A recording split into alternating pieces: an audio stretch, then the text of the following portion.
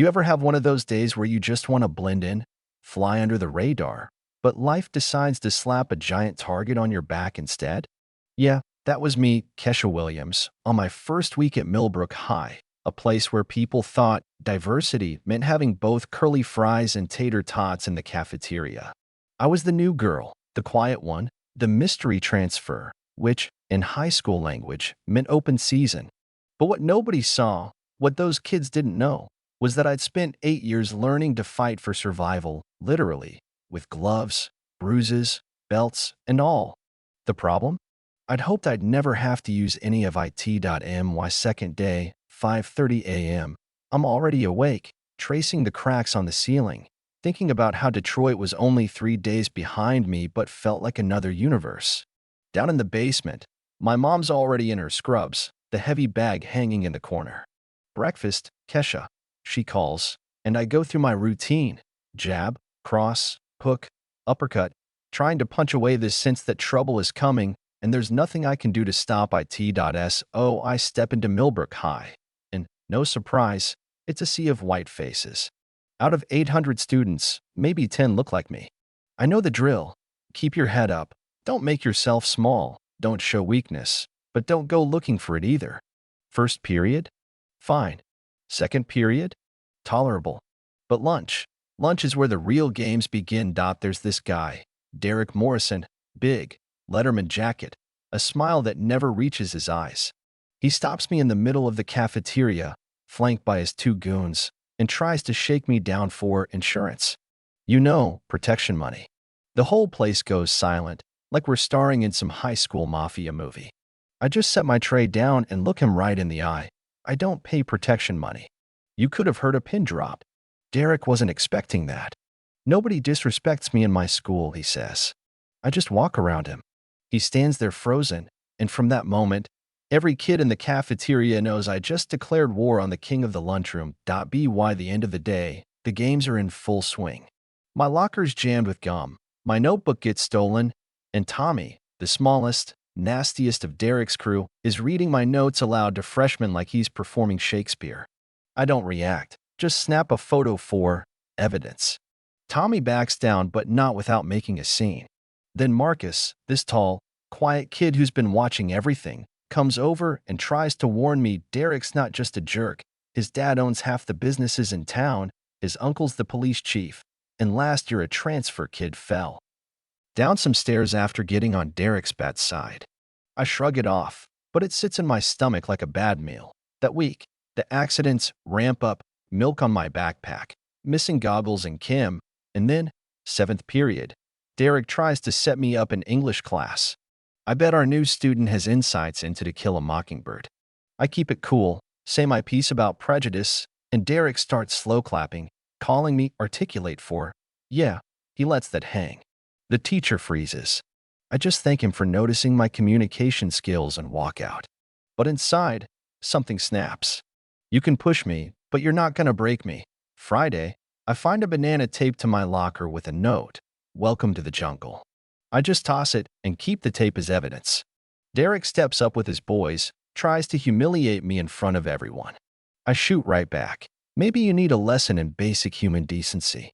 The hallway buzzes, phones come out, kids sensing something's about to explode. Gym class? Someone puts itching powder in my clothes. Lunch, Jake accidentally dumps my tray on the floor. I clean it up while people watch, and yeah, it burns, but I don't give them the show they want. Then comes the break point, 8th period. Derek plays a doctored audio recording of me in English, edited to make me sound like a racist. Some kids buy it, others aren't sure, but Derek's talking over me, whipping up the crowd, and for the first time, I feel cornered.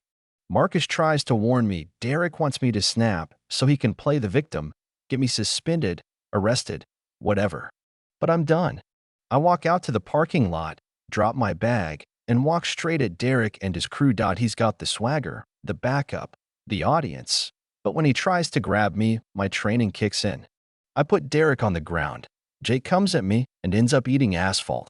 Tommy hangs back, but gets swept up too.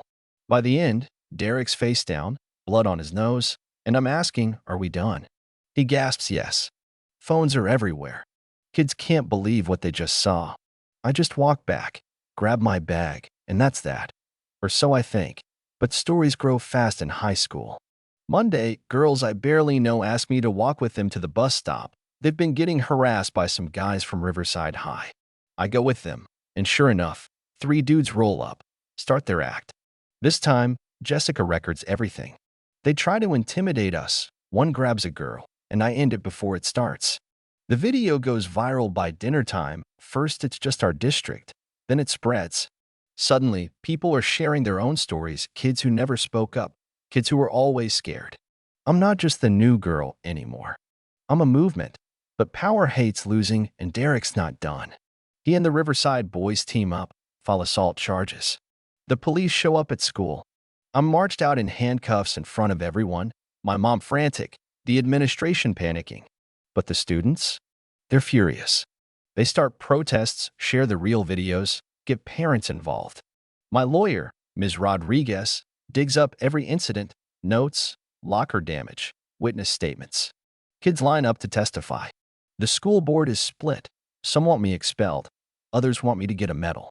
And through it all, I just keep telling the truth. The trial is a circus. Derek's lawyer tries to spin me as some dangerous thug. But the real story, the videos, the witnesses, the ignored reports, turns the courtroom on its head. By the time I'm called to the stand, the community already knows what's up. Judge Thompson rules not guilty, recommends perjury charges for the boys who lied. And just like that, the empire falls. The fallout's wild. Derek's sent off to some private academy. His family moves out of town.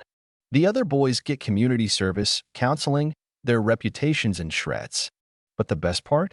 The school finally takes bullying seriously. My little self-defense group explodes. Kids line up for classes, and we start teaching everything from physical moves to how to stand up for someone else. Teachers and coaches support us, and hallway culture flips.